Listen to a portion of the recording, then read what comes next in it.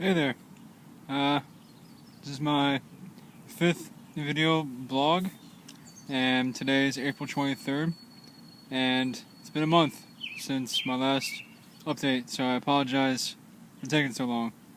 And I also apologize in advance if my voice sounds weird. I've got some air bubbles in my throat that are causing me to sound congested, and as you can see, swollen through here.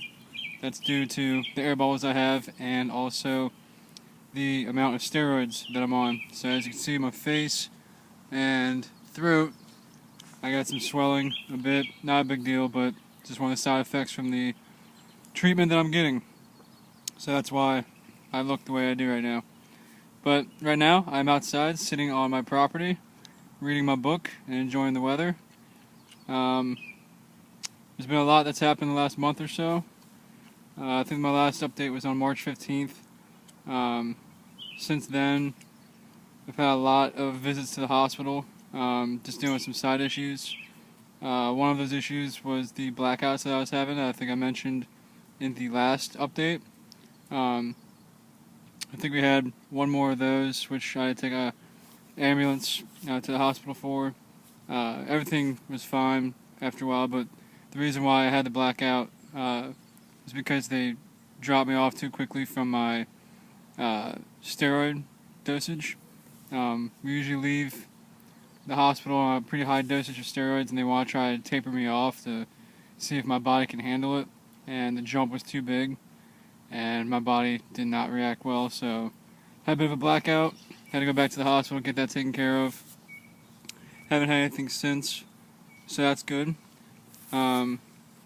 The bubbles that I was talking about at the beginning of the video, we don't really know where that's coming from.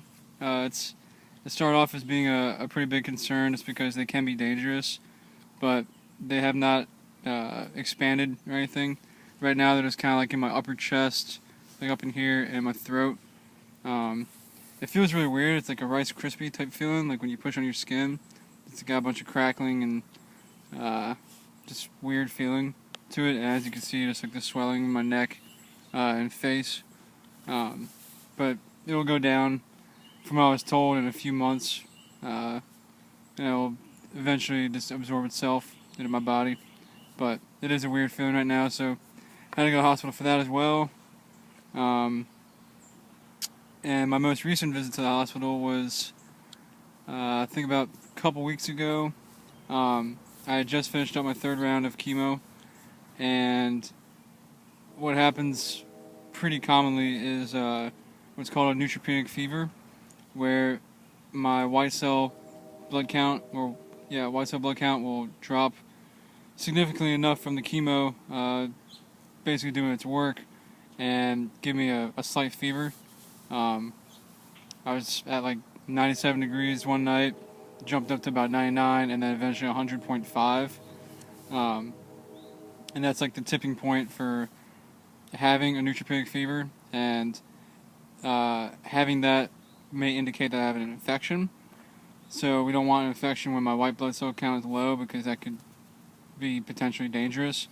So we checked in the hospital. I felt fine. Nothing real serious, but they kept me for a few days until my blood count got a little bit better so I could fight off infection. And then I was released Saturday. I think it was April 15th or so.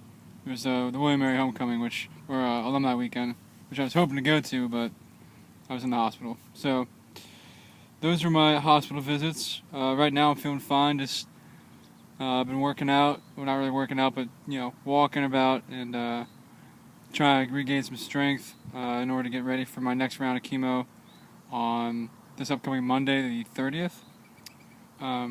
So it's been a good couple weeks since my last hospital visit. And since then, since March 15th, my last update, there's been a lot going on. I have to say thanks to a lot of people, and if I leave you out, then I'm sorry. I'm trying to remember as many people as possible. But there were several events that happened. I was fortunate enough to be able to get out of the hospital one time to make the Richmond Kickers and William & Mary spring game on March 23rd, I believe. So that was my first event that I was able to go to, and I'd like to thank everyone who's involved setting that up. Roger Bothy being one of them, helping out with the ticket sales and just setting up the connection between William & Mary and Richmond Kickers. And then the next night, the Stowe Song concert held at Clover Hill High School. That was my first time being at the new high school. I was able to visit some people I hadn't seen in a while, and I really like to thank the Gallagher family, Margaret Gallagher and Caitlin Gallagher, for setting it up and bringing a great group of a cappella groups in, along with the two professional singers. It was a great night. It was long. I had to leave a little early. I was getting tired, but I was able to see everyone perform, and it was a very special night. And again, thank you very much.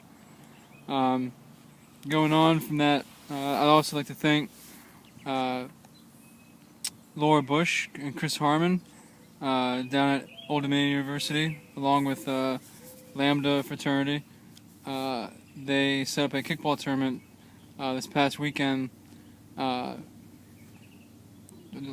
with a bunch of other ODU students as a fundraiser, and I heard it was a lot of fun.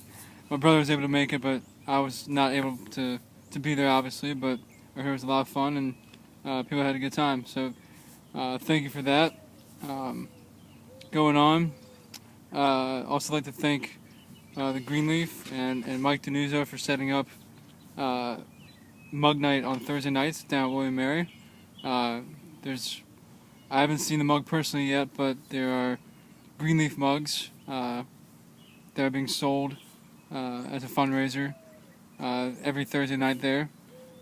And going on, I'd like to thank Amy Stowe and the Academy of the Holy Cross girls soccer team for their bake sale. Amy Stowe is my aunt, and haven't seen her in a while, but I'm hoping to see you soon, Aunt Amy. And I'd like you to pass on, if no one else sees it, but pass on my thanks to the Academy of the Holy Cross girls soccer team for their bake sale. And last but not least, I actually didn't hear about this until a couple days beforehand, but I'd like to thank the Cameron family. Heather Cameron, who I met last year as a senior. She was a freshman at William & Mary. Her family has set up an event at Own Touch where there's a fundraiser set up a few weeks back. And Dan Laws was there as well, one of the members of the Tribe Soccer family. It's just a soccer-sponsored event, from what I understood. And I just received the poster and poster board that Heather had dropped off at my house just a couple days ago. So thank you very much for setting that up and showing the support that you guys have shown over the time. Again, for anyone who I've left out, I'm trying to pull everything together over the last month, and I apologize if I have left you out in the support. But again, all the phone calls, texts, and emails, and cards that I'm getting through the mail, it definitely brightens my day when I see that. So thank you very much, and I'll try to do a little bit better job keeping people updated on my status in the next few weeks. Again, my last scheduled chemo appointment is this upcoming Monday, and that will last Monday, Tuesday, Wednesday for a few hours each, and then I will find out more about radiation therapy or more chemo if necessary after this last round. I just had a CT scan also yesterday. I'll find out the results later this week at another meeting that I have with my doctor, and hopefully by then I'll let people know what the status is on the tumor and where we will be going from here. Again, thank you for your patience. I'm sorry about taking so long to get this update back up on the So Strong website, but I'll do a better job at updating you guys and keeping you informed about my status in the next few weeks. Hope everyone's doing well, and again, I apologize if I sound a bit congested and out of it right now, but it's part of the battle. So take care, and I will hear from you guys at a later point. Thank you.